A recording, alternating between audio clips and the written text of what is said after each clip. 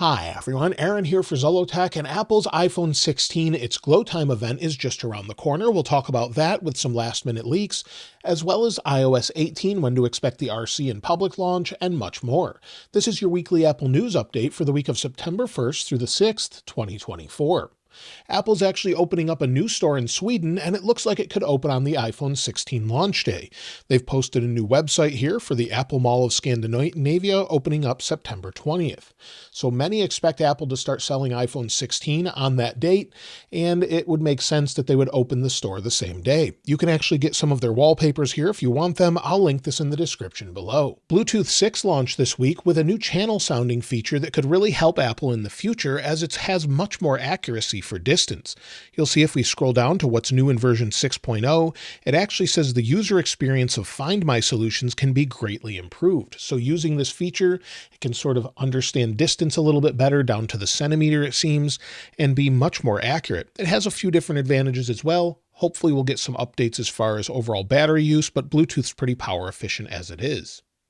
Google actually has started rolling out an update for Google Photos. I actually don't have this yet, but it's rolling out, and it's a new way to search for images based on context. It actually understands more things, such as maybe kayaking on a lake surrounded by mountains, or Emma painting in the backyard.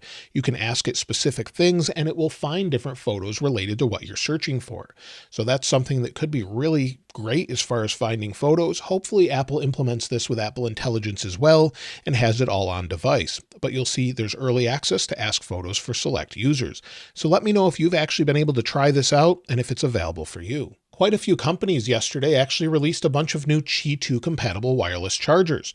So that standard just allows for faster charging, better overall efficiency, and hopefully better heat reduction as well.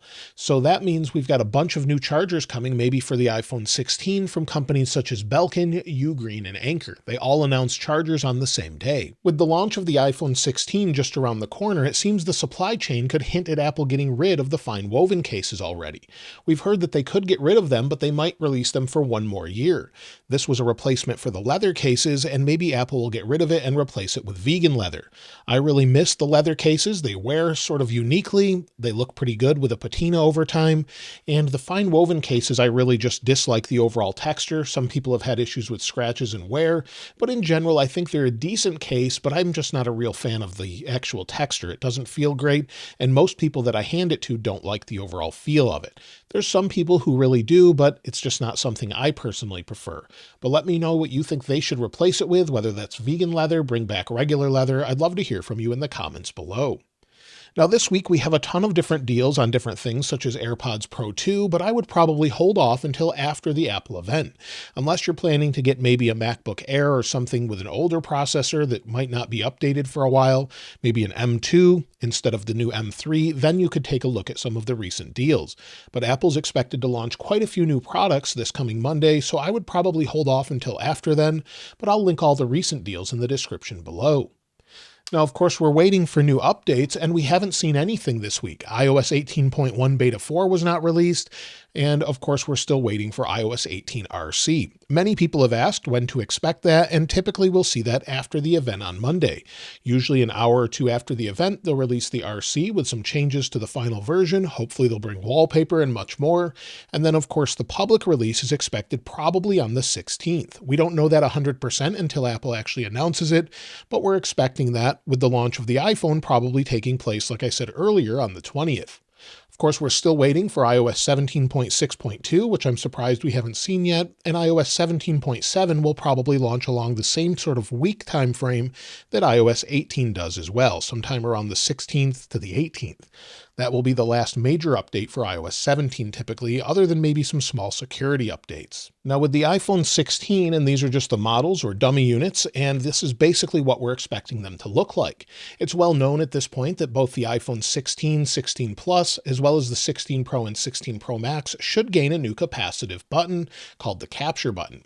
A recent post by Duan Rui on X actually has shown that some third-party cases have the cutout for the capacitive button, but a new comment has suggested that Apple's official cases may not actually have this cutout and may somehow integrate the overall button into the case itself. That would make it easier to press since it's capacitive, maybe integrating it into the side of the case.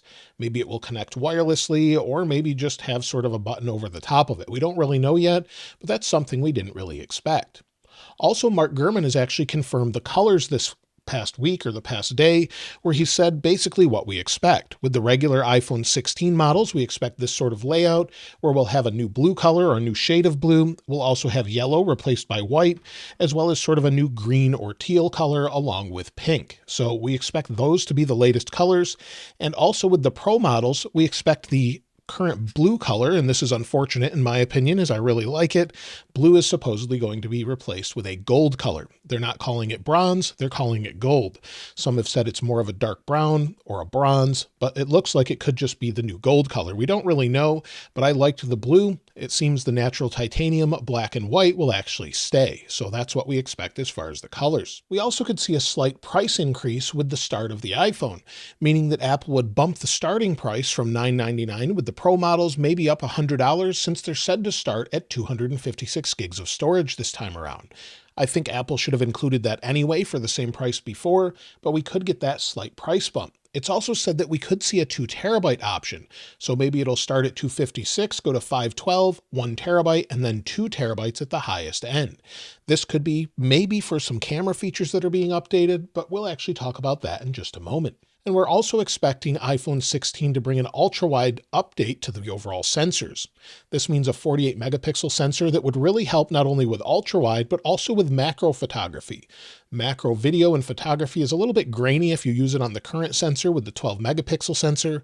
With a 48 megapixel sensor, that would take care of that problem. And you might need that additional 2 terabytes of storage if the camera is being updated in a way that we hadn't heard before or originally expected. According to 9to5Mac, the iPhone 16 Pro models could gain 4K 120 recording ability. This would allow for greater slow motion. Some people have said 120 frames per second actually looks great. YouTube doesn't really support it other than in slow motion, but it's possible we could see 8K video as well, but it's still unclear whether or not that will actually be enabled, but Apple's apparently been testing it. So if it can really do all of those things, we'll need that extra storage, especially in ProRes, if it can do 8K. Now, iPhone SE 4 is still in the works, and again this week Mark Gurman confirmed that it's basically going to have an OLED display, and it looks like Apple has moved away from its Japan suppliers, the 2 display makers, one of them being Sharp, that supplied the overall LCD for SE 4. We'll probably get something similar to the iPhone 14 next year that actually replaces the SE 3. So the iPhone SE 4 is expected to be updated with OLED, as well as some of the current features we already have. Now, we've already heard that iPad mini is running low on stock with the current 6th generation, and according to Mark Gurman today, Apple's planning to release an iPad mini 7th generation in an event in October. So it could be October or November where we see another event for iPad and Mac, or maybe we'll have 3 events this year, with iPad and then Mac later on. But either way, it looks like they're finally working on that for those that really like that. Also, Apple's still working on updates to the overall iPad itself, where apparently they're working on a cheaper version of the Magic Keyboard. It's currently $350 for the 13-inch model, so to have a cheaper version makes a lot of sense. I think that's way too much for a keyboard. And the current stand is okay, but it definitely feels like it's going to tip over all the time. So I would like to see some sort of update, maybe a cheaper version like they're mentioning. While we keep hearing that AirPods 4 are launching to replace the current AirPods 3, it seems Apple's not releasing AirPods Max 2 this week, according to Mark Gurman. Also, despite recent leaks, many still say AirPods Pro 3 will not be launching to replace the AirPods Pro 2 right away. We could see this later on or next year. So it seems we could have some surprises, and maybe many people just don't know. We've also talked about how Apple may launch a lower-end version of the AirPods 4. These could be called AirPods SE according to recent leaks. So we could have AirPods SE, AirPods 4, AirPods Pro 2 to be replaced later on, and AirPods Max.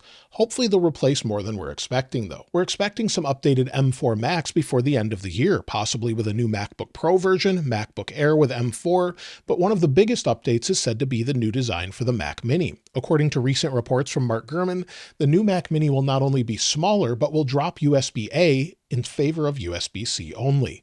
This isn't really unexpected, but it's just something to note where it looks like they could be getting rid of the larger port. I really appreciated that on the Mac Mini just to have other accessories simply work with them that I already have. We're expecting 3 updates to the Apple Watch this year, with small changes to the Apple Watch Ultra, which is expected to basically only gain maybe a new darker finish and possibly updated internals. Apple Watch 10 or Apple Watch X, which is exactly 10 years from when it originally launched on this coming Monday with the event, is expected to get a small update with maybe a slightly thicker body to accommodate different sensors, or possibly a flat display that's a millimeter larger. We're not expecting a huge change, but maybe there's some surprises in store. And according to Mark Gurman, Apple is actually adding sleep apnea detection to the watch with watchOS 11 on the latest watch. So these are things we could see launched, but we're not expecting major updates with the Apple Watch, with the exception of maybe the Apple Watch SE. Apple Watch SE is said to gain a plastic frame like that of the iPhone 5C instead of the current metal frame. So we could see sort of a revitalization of an Apple Watch, maybe with some new colors to go along with it. So lots of things to look forward to with the upcoming iPhone event. It's glow time, and hopefully we'll get some surprises as well. Maybe some features we weren't expecting or updates to iOS we weren't expecting as well. Let me know if you're planning to pick up an iPhone 16, new Apple Watch, or AirPods in the comments below. And of course, I'll link this wallpaper in the description like I normally do. If you haven't subscribed already though, please subscribe. And if you enjoyed the video, please give it a like. As always, thanks for watching. This is Aaron. I'll see you next time.